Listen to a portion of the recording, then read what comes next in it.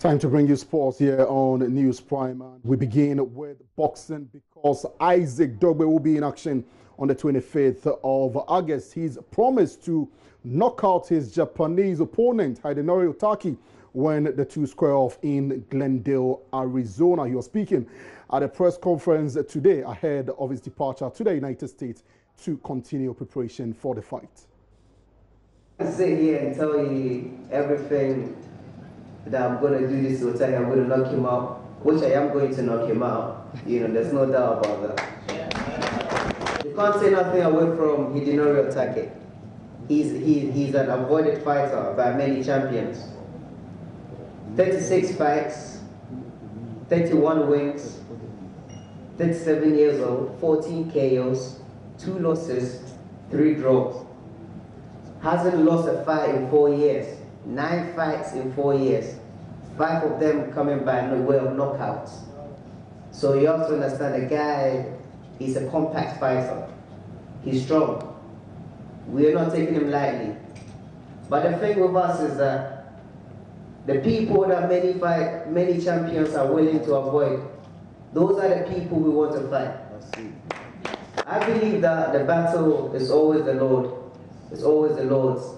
And the places that people, ordinary men, aren't willing to go, that's where we want to be. Because once we're able to go out to that place and establish our authority in that place and let the people understand and to know that we are a different breed, that wherever we go, we take control, we take charge of that place. I believe that I was born to overcome adversity. All the challenges I faced in my life, all the opponents I faced, they've all been credible fighters. Which people that, opponents that people have always said, I am too young to fight them. It's too early for me in my career to fight these people. A lot of people criticize my father, you know, for putting me against these sort of people. But always we have risen against those odds and we have overcome those adversities. So Otaki, he's in real trouble. I know that. But we don't take him lightly, like I said. You know, the guy, he's a nice guy. But those quiet people, those are the people that you have to watch out for. So August 25th is going down in Glendale, Arizona. It's going to be fireworks.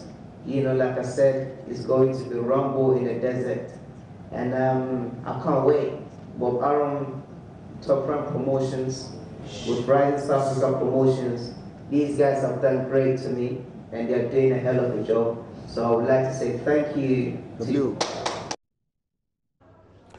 Isaac Dogboe there, very, very articulate and, of course, confident ahead of his August 25th showdown against Japan's Hidenori Otaki in Glendale, Arizona. Let's move on to the African Youth Championship qualifier involving the Black Satellite and their Beninoa counterpart. And head coach Jimmy Kobla is backing his side to beat Benin on Saturday. This job always goes with pressure. Even if that group has qualified, there will be pressure on you to also qualify. They've not qualified. There should be pressure on you to qualify. It goes with pressure. We are used to it. We'll take care of that. Okay. You are going into the game against Benin. How well do you know the side, and have you been doing any monitoring at all on this team? Yeah, we are on it. We believe by the time we'll be ready for our real tactical play, we'll tell the boys what to do and they will deliver. You know, I'm coming from Togo, so I was close to them. And I have my people there, and so don't worry, it shall be well. Let's talk transfers now, and Arturo Vidal is there in a shock move to Barcelona. Very, very shocking because he least expected him to depart Bayern Munich, but that is the latest development here. There is more in the following report by my colleague Selwyn Saki.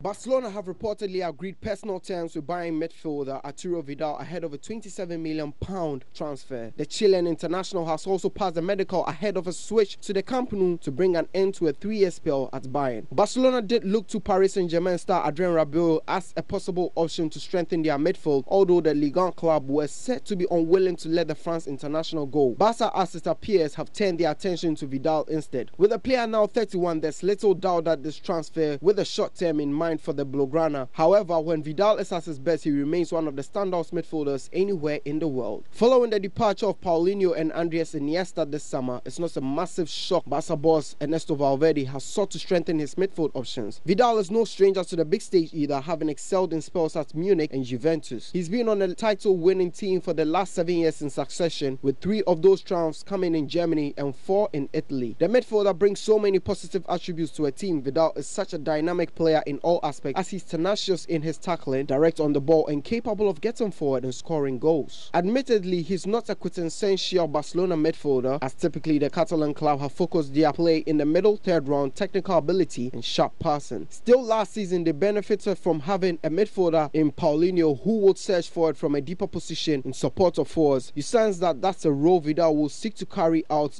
for this transfer. For Vidal, this switch gives him the chance to round off an extraordinary career at the highest level in European football. Already thrived in 2 of the game's toughest divisions, there appears no reason why he shouldn't blossom in La Liga either. For Barcelona, it's a signing that cements their status as favourites to defend the La Liga title they won last season, especially given Real Madrid entered this campaign without Cristiano Ronaldo and former manager Zinedine Zidane.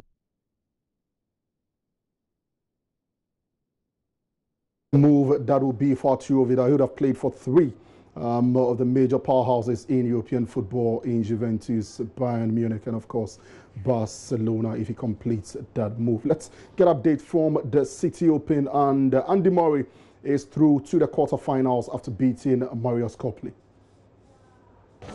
The first set was tight. It went to a tie-break. Murray raced to a 5-love lead. But Copley came back before going on to take the first set. And he gets the 2 mini breaks back. Frustration there for Murray, but he broke in the first game of the second and held serve in the 6th under pressure from the Romanian. And he served it out to take it to a 3rd set, as he has done in both previous rounds. Oh, yes. That's a fine way to close it out. And are we going to witness yet another Houdini act from Andy Murray? Frustration at 2-1 in the 3rd for Murray as he tried to break Copley. Hey! No! Why are you going there? Scottish support remained, though, even at 2 a.m, past 2 a.m. Murray had a break in the 3rd, but Copley broke back, with the Scot appearing to be struggling. He was limping in the next game, but crucially, not in the deciding tie-break. Murray wins another marathon in Washington, D.C. All that effort had taken its toll.